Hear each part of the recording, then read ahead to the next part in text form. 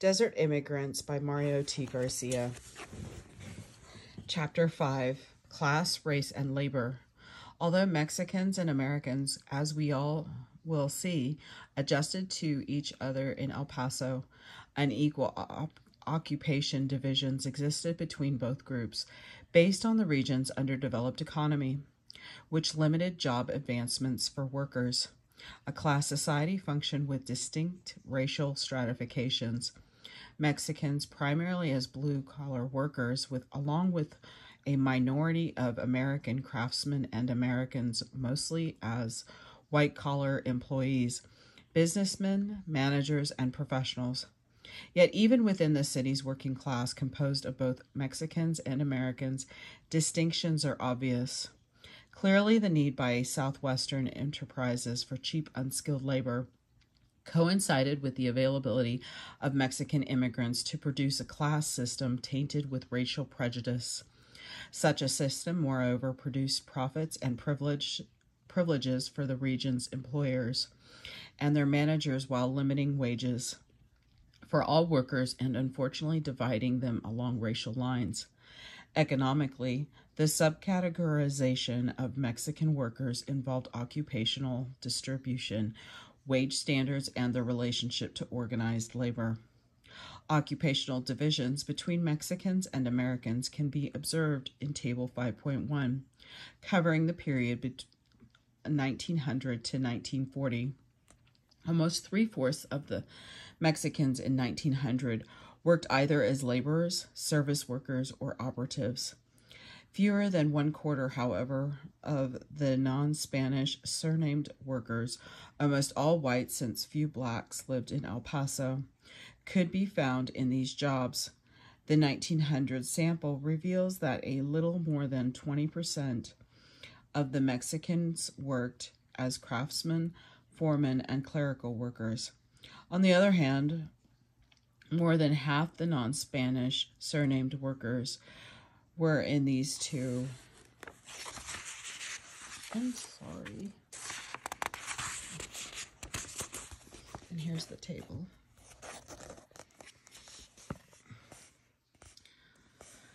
Areas. Moreover, only 6.67% of the Mexicans in 1900 held professional or managerial positions, as opposed to 25.89% of the non-Spanish surnamed persons. Yet between 1900 and 1920, Mexicans appeared to have enjoyed some mobility within El Paso's economic structure.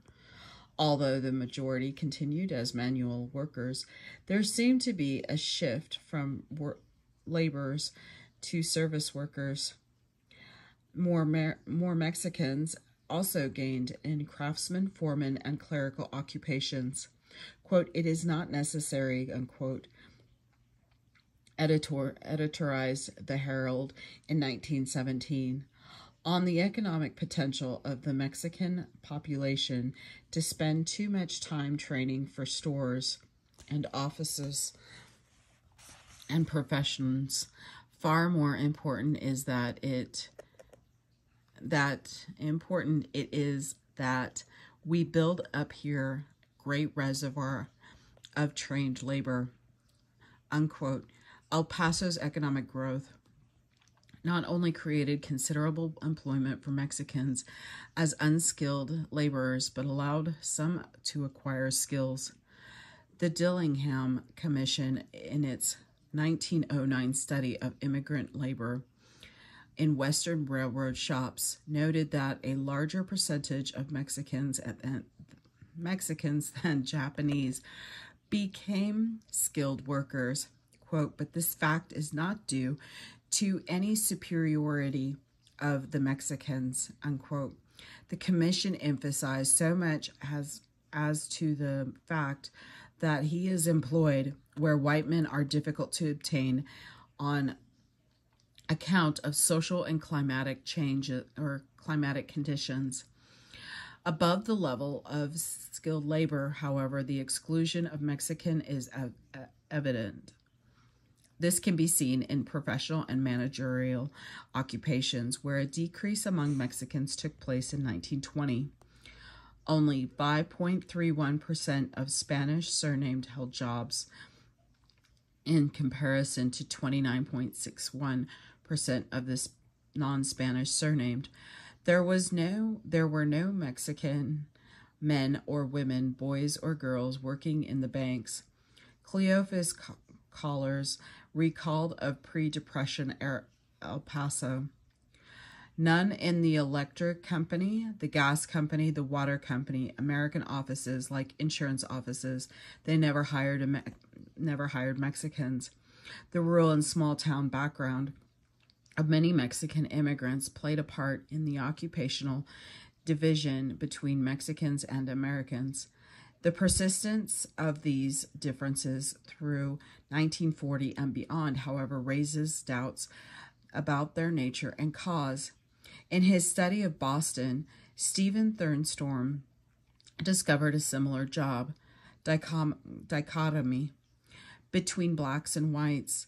He concluded that although the black culture may have influenced such distinction, the more important factor seemed to be what he refers to as active and structural discrimination. In virtually every area of the economy, Thurston writes, it appears that the main barriers to black achievement have been not internal but external, the result not of peculiarities in black culture, but of peculiarities in white culture, unquote. In El Paso, these peculiarities involved not only racism toward Mexicans, but also a limited economy based on the extractive industry, transportation, and commerce that created few skilled jobs. The most basic labor need in El Paso and throughout the Southwest was for unskilled manual workers. As a result, occupational advancement for Mexicans was confined and restricted to working class positions. On the other hand, Americans dominated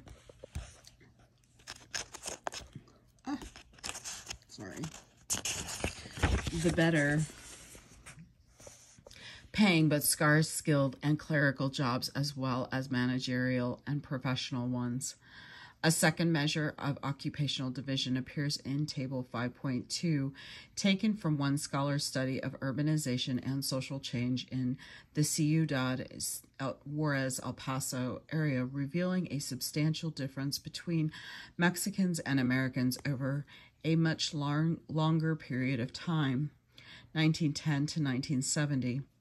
According to this sample, Mexicans experienced some mobility between 1910 and 1920 in semi-skilled service and low white-collar jobs, but declined in skilled blue-collar ones.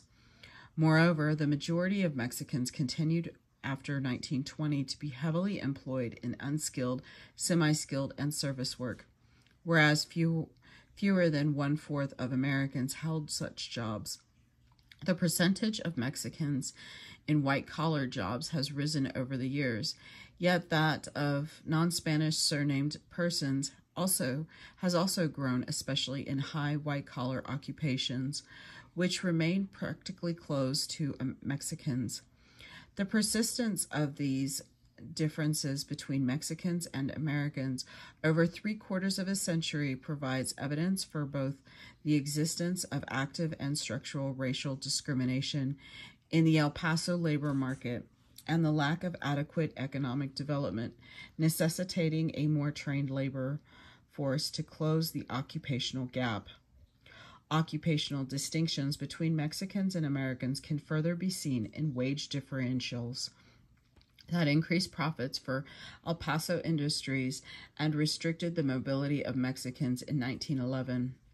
A wage scale printed by the Chamber of Commerce, see Table 5.3, designed to attract industry, the Chamber pointed out the abundance of Mexican common labor in El Paso at low wages of $1.25 to $1.50 a day.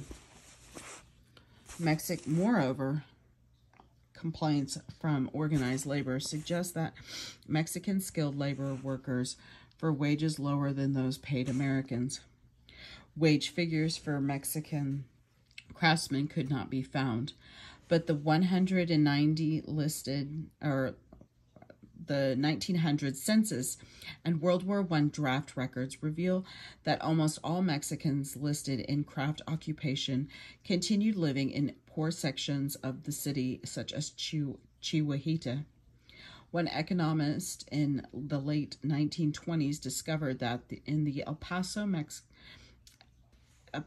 area, Mexican carpenters received $3.50 or $4.50 a day, compared to American carpenters who obtained $8 a day. While racial and cultural prejudice supported residential restrictions, occupational and wage discrimination did also. Here is the graph, and I'll try and go as close as I can. Hopefully you can pause it. There we go. And then here's the daily wage. Although it did not specify the El Paso labor market, the Dillingham Commission observed wage discrepancies along race lines in various Western industries. Table 5.4 illustrates that in its survey of Western railroads, the Commission detected that 86.1% of Mexican employees earned less than $1.25 per day. In 1909, no other nationality rivaled the Mexicans in low earnings, while only 5.3% of the Mexicans received $1.50 or above. 84% of native-born Americans obtained such wages. In addition, a substantial percentage of other foreign-born groups received $1.50 and over.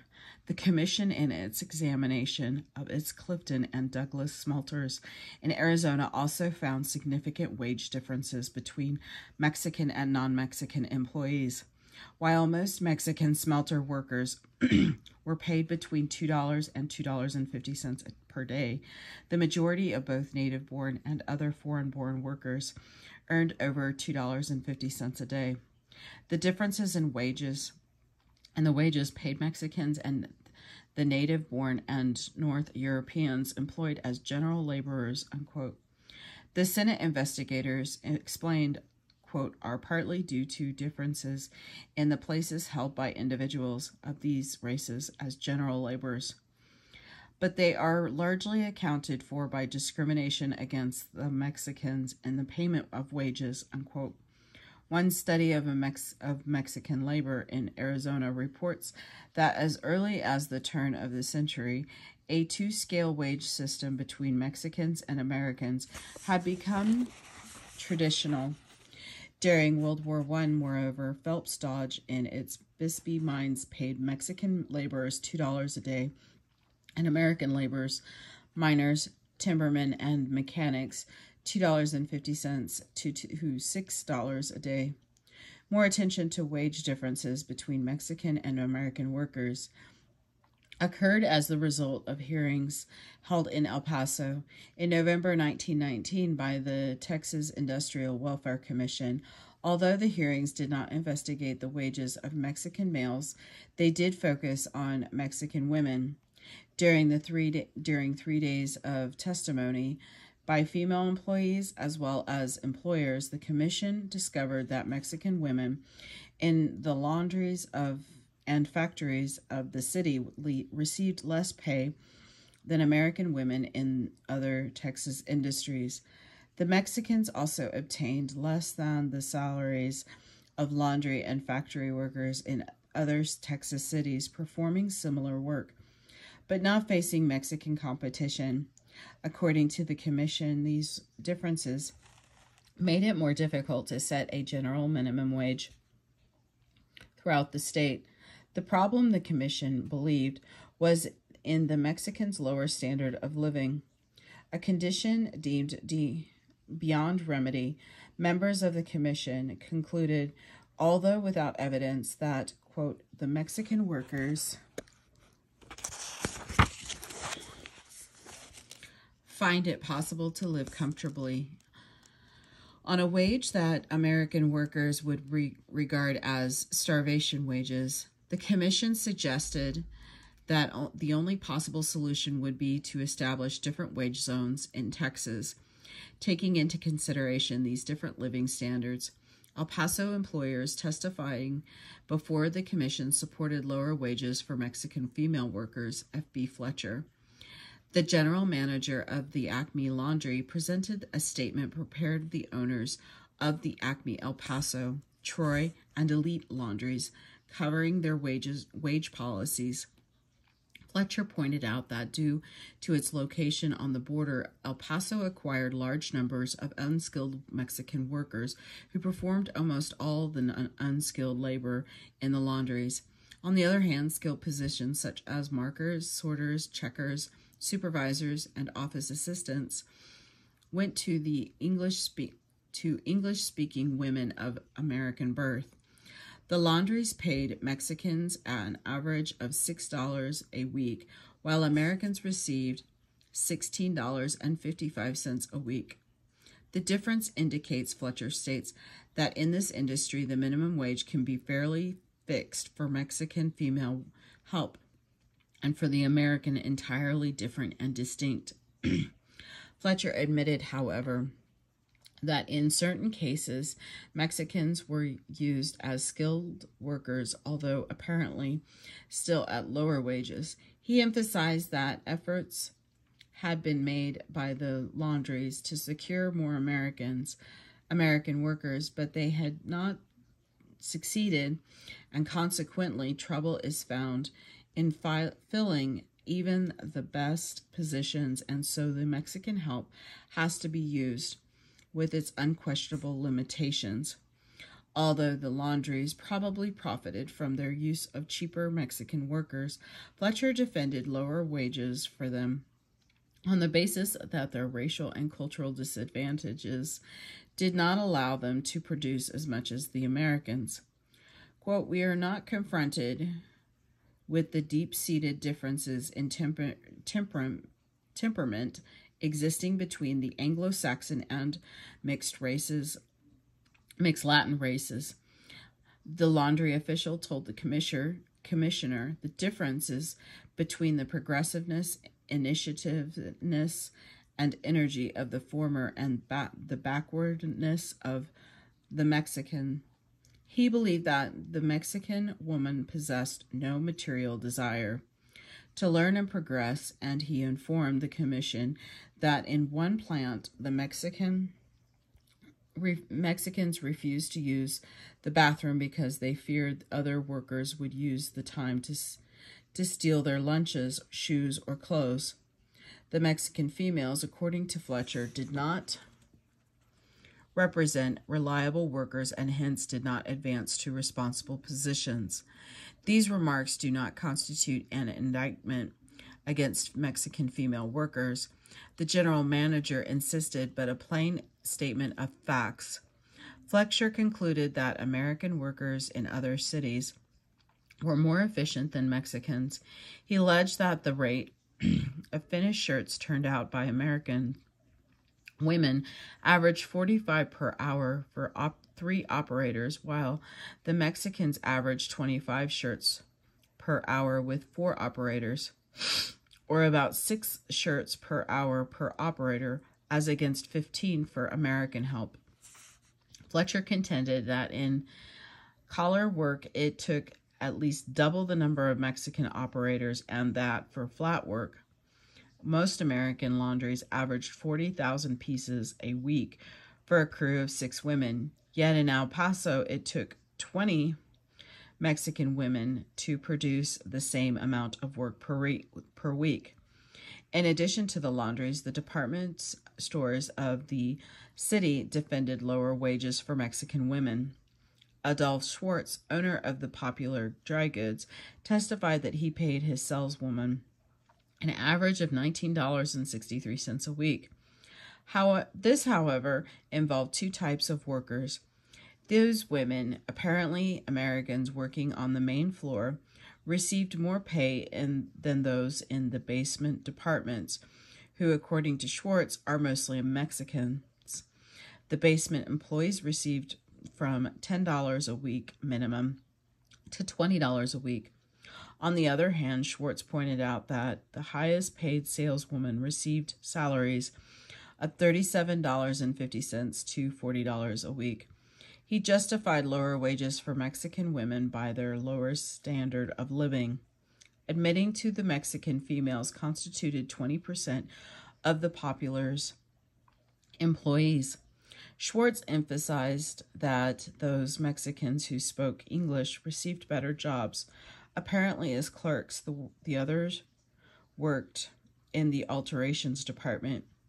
Other employers testifying, including the owners of garment factories, B&H Hollander of the El Paso Manufacturing Company, claimed that his firm paid union scales for piecework each meant $18 to $20 a week. However, Hollander contradicted himself when he said that he had 22 Mexican females on piecework, averaging $9.50 a week. Like the other bosses, Hollander defended these wages because of the claimed unproductiveness of Mexicans. American girls will beat the best of them, the Mexicans about 50%, but we cannot get the Americans of experience here. Our machines are electrically driven, capable of making 2,200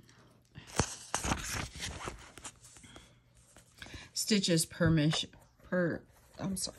minute, and efficient and steady help can do more than it is now doing.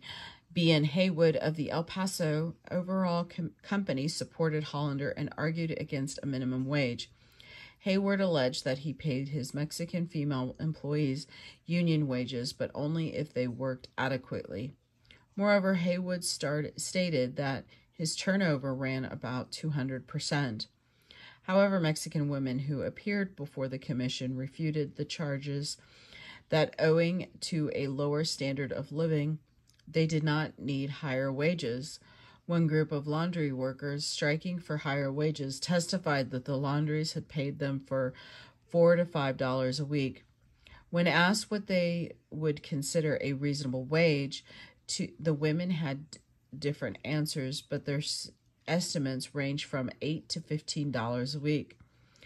Manuel Hernandez, who had worked several years at the Acme Laundry, told the commission in Spanish that she received $11 a week as a worker.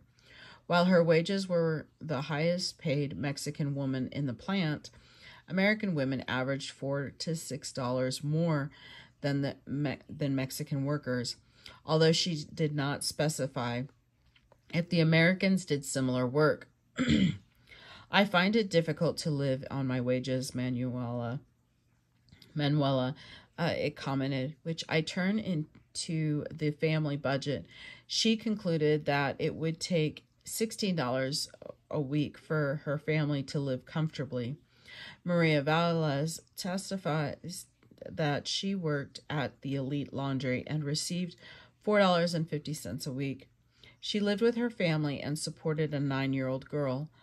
I have to support her and myself, she stated, but I have to make great sacrifices, some days going without food for lack of means for her wages. Valles told the commission she worked at times 10 or 12 hours a day, 6 days a week. She believed she could live comfortably on $15 a week. An employee of the American Laundry, Guadalupe Esparrajo, expressed the problem of low wages and high prices for the Mexicans. I am getting $7 a week at the American Laundry in a collar machine. I have one dependent. My room rent is $5 a month. Groceries cost $5.50 a week. And I cannot buy a coat a year or one or in 2 years.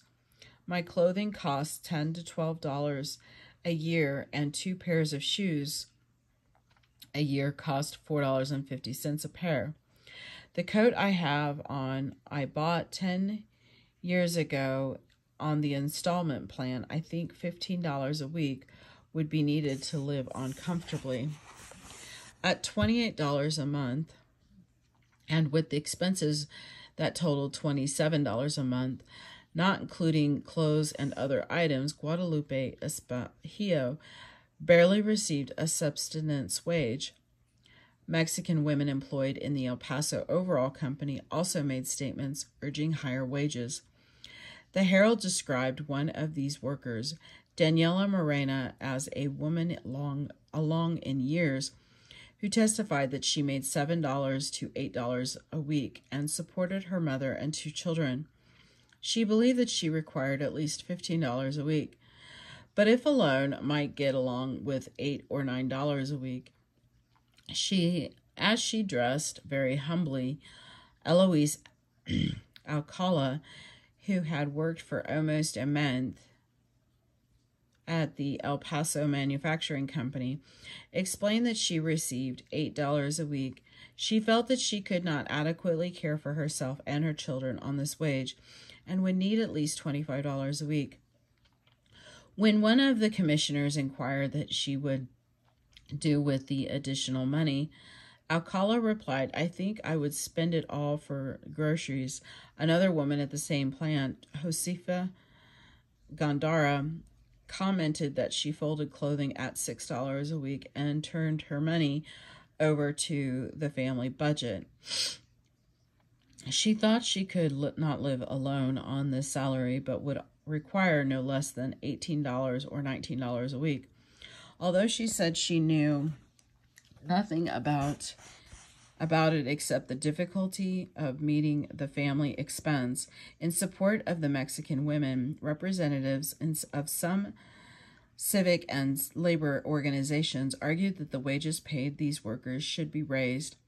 Henry Walker of the Employment Bureau told the commission that his office supplied many Mexican servants at wages from $4.70 to as high as $8, but that most turned down the lower wages, claiming they could not live on them. Employers would reap the rewards of more efficient workers. Walker advised if they paid higher wages, increased salaries would also elevate the Mexican women's standard of living. As for the belief that Mexican women felt satisfied with their economic condition, Julia S. Roldan, a Mexican YMCA teacher, rebutted such a contention.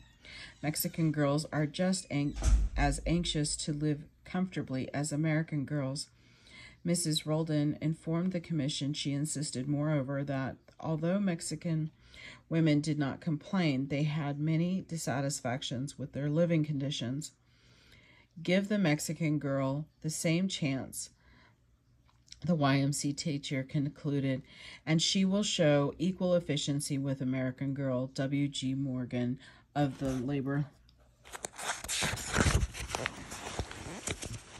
Advocate, the official newspaper of the Central Labor Union, also endorsed a raise for the Mexicans because it would help Americanize them.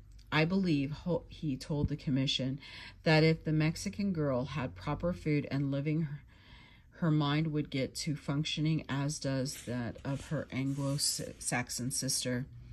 Morin suspected, however, that due to long years of suppression, it might take the Mexicans more than a generation for their minds to get to functioning like the Anglo-Saxon.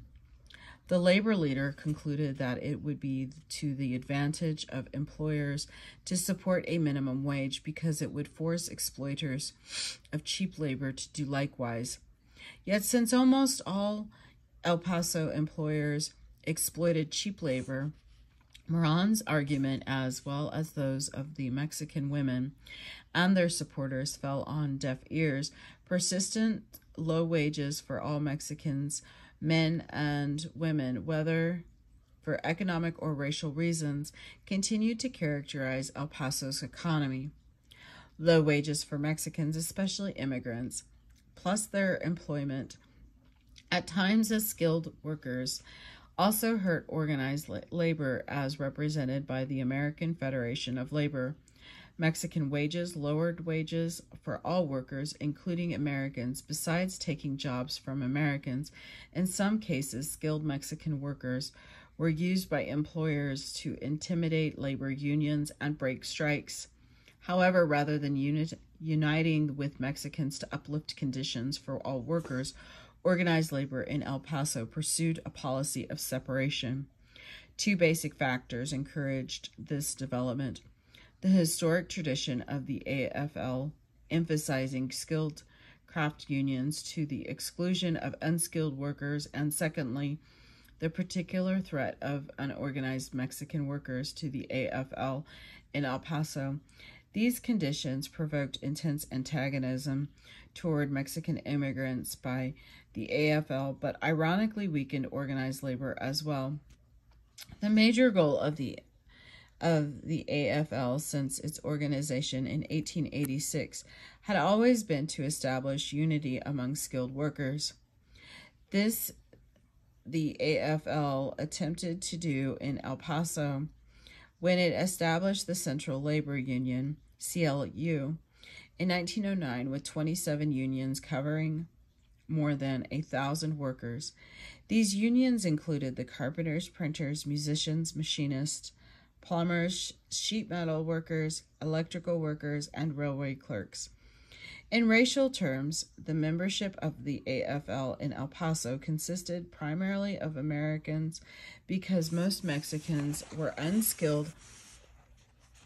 The expressed principle, however, of the CLU was not racial exclusion, although in 1902 and 1910, Southwestern delegates to AFL national conventions had expressed concern over the presence of pauper labor. From Mexico, the Labor Advocate stated in 1910 this newspaper stands for the improved conditions of all workers without regard to nationality. We all have to work, and since we work together, we should unite, Mexican and American, for our mutual benefit. Indeed, a minority of Mexican Americans did belong to the craft unions, unlike Mexican immigrants whom it excluded. The El Paso and AFL made efforts to organize Mexicans who were American citizens and skilled workers.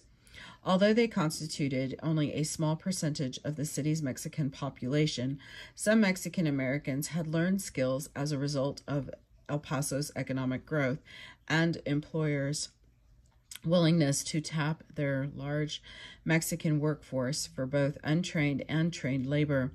The AFL's acceptance of Mexican American skilled workers led to both segregated as well as integrated unions in an occupation. For example, including a significant percentage of Mexican Americans as well as American employees, the AFL endorsed segregated locals. The best example involved the retail clerks. 75 Mexican American clerks employed in retail stores with a large Mexican clientele organized in 1913. The International Clerks Protective Association, with 191 members, the union hoped to gain an early closing hour. With the assistance of the CLU and some sympathetic civic associations, the movement succeeded, and most of the stores signed agreements to close at 6 p.m. during the week and 9:30 p.m. on Saturday. These included some of the more prominent department stores such as the Popular and the White House. After their victory and acceptance into the CLU, the Mexican American clerks stayed in their own the Retail Clerks Union number 1372, while American clerks organized a separate local number 1339. A second type of Mexican American participation in the AFL involved these occupations dominated by them. One of these, the Union de Tabaqueros, affiliated with the Cigar Workers Union. The Mexican Cigar Workers, organized in 1901, the Hod Carriers Union, formed another predominantly Mexican American union. Perhaps the best example, however, of the AFL's attempt to organize Mexican occupation involved the laundry workers. In October 1919, some of the Mexican women, together with state and local AFL organizers, established the Laundry Workers Union.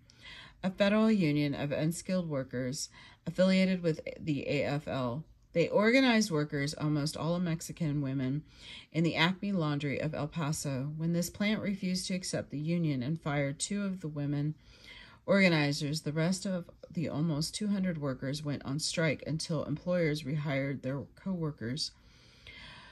When 3 other laundries attempted to do the work of the Acme Laundry, Mexican women at these plants joined the strike.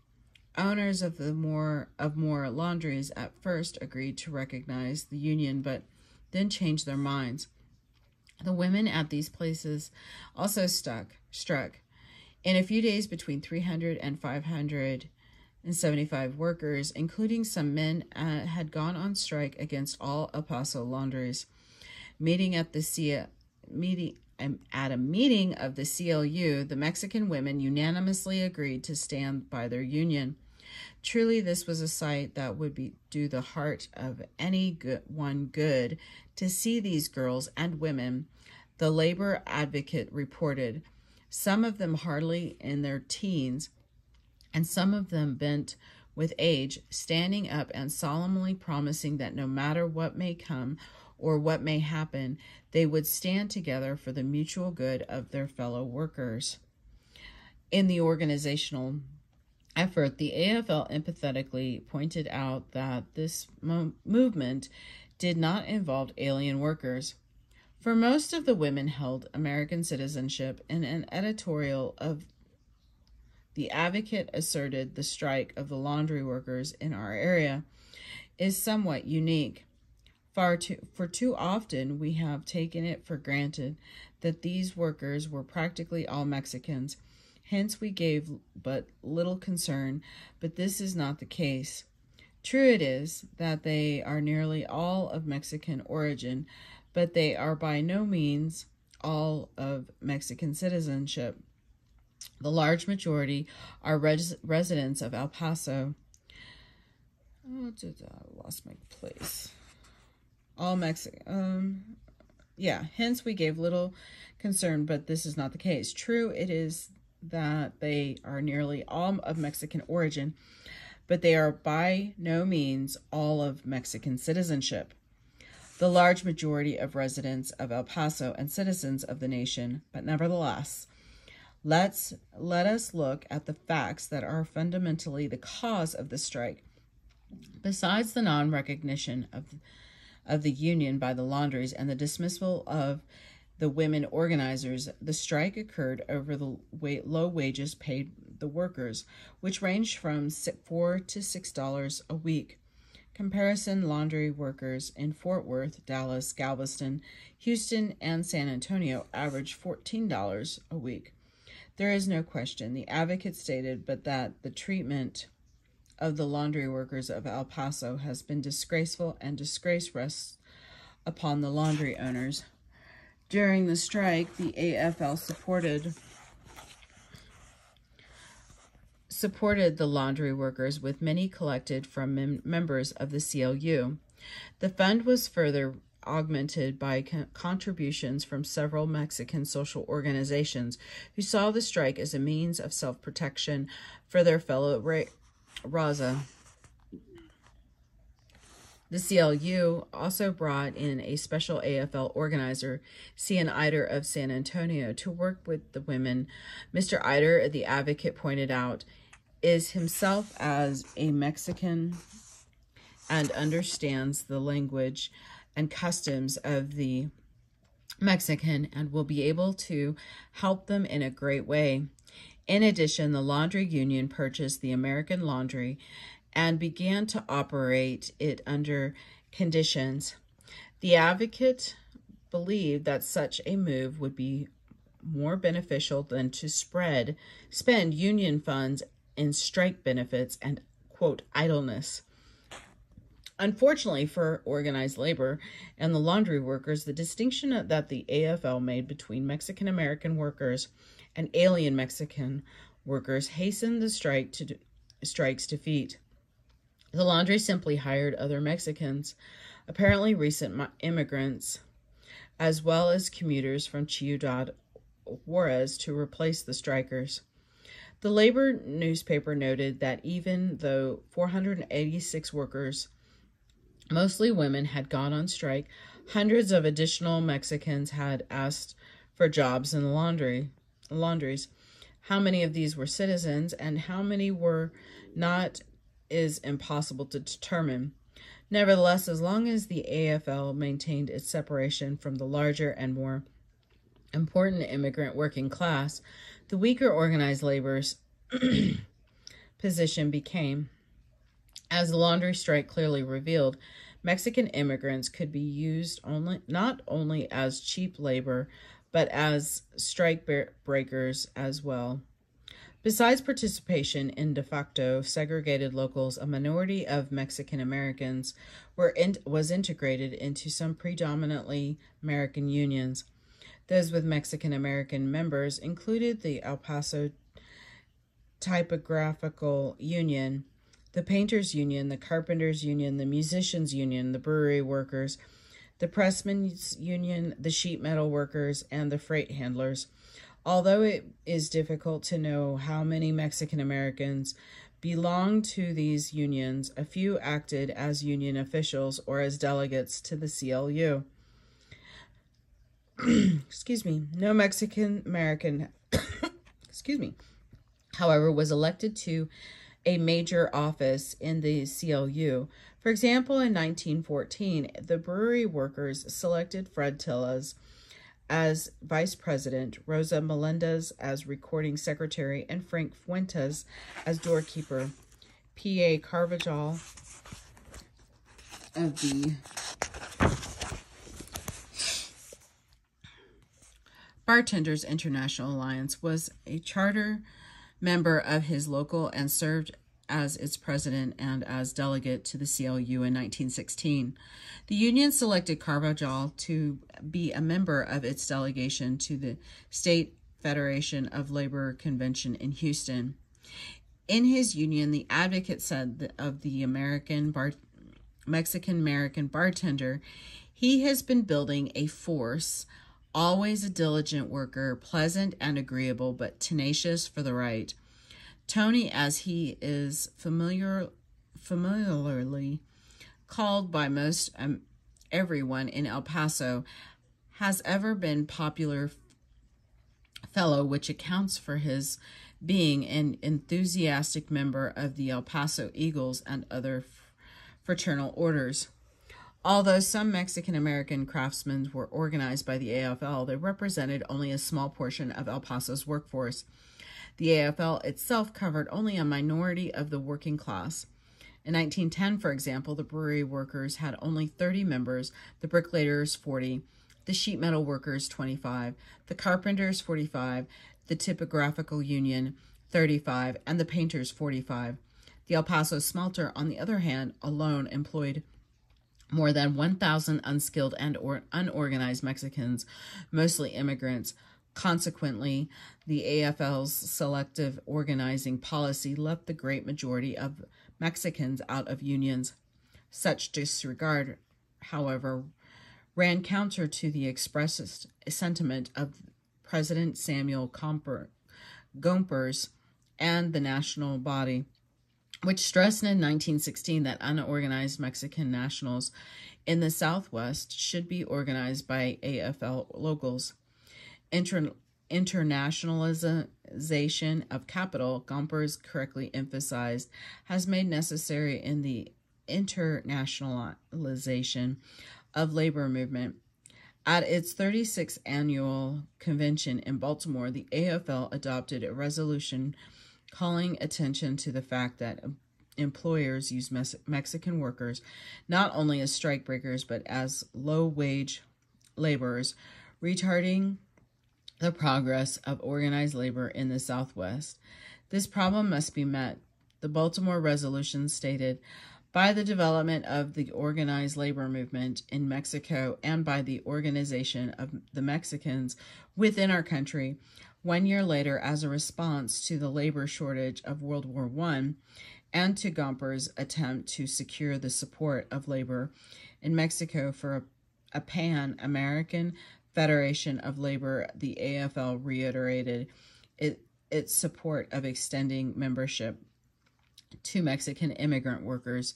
Yet, despite the national organization's resolutions, the AFL in El Paso stubbornly refused to organize Mexican immigrants, holding them responsible to the city's low wages. Even among union members and considering them organized laborers, biggest obstacles to viable movement. Unfortunately, while the AFL's analysis of border labor conditions was largely correct, its policies of excluding immigrants instead of organizing them served only to promote anti-union conditions, to undermine the effectiveness of union building in El Paso. Besides the use of Mexican immigrants as strike breakers, the major complaint of organized labor against them was their effect on the wage scales.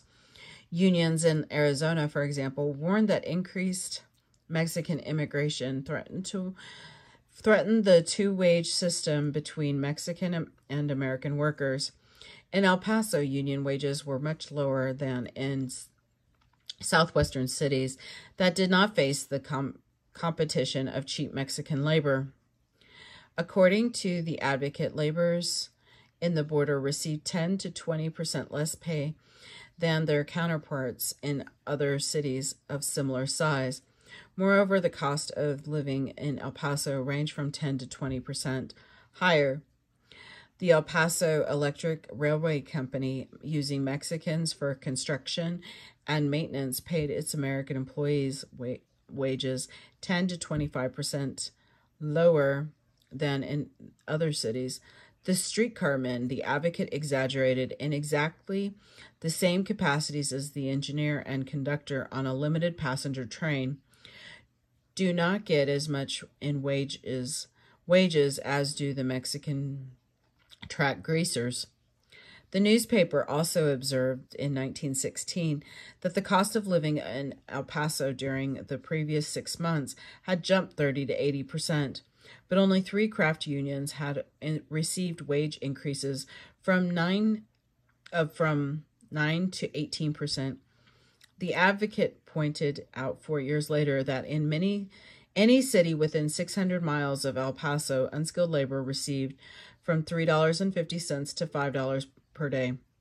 In El Paso, employers paid unskilled workers from $1.25 to $2, owing to the proximity of the border and our local Mexican population. Obviously, the newspaper stated a fallacy existed that business in El Paso could not pay higher wages because of the southwestern cities did. Moreover, criticizing the at times editorial calling for the unemployed to be put to work on Rio Grande Valley farms, the advocate correctly explained that the city's labor problem was not a scarcity of workers, but the fact that employers did not pay a living wage. The editor of this paper, the advocate emphasized, could supply all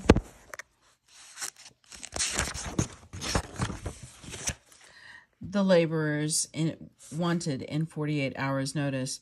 Right here in El Paso, and who are citizens of El Paso County, many taxpayers, and having families to support if living wages were paid. I'm going to go ahead and stop here. I will continue this later on. So this is the end of Chapter 5, Part 1. Thank you.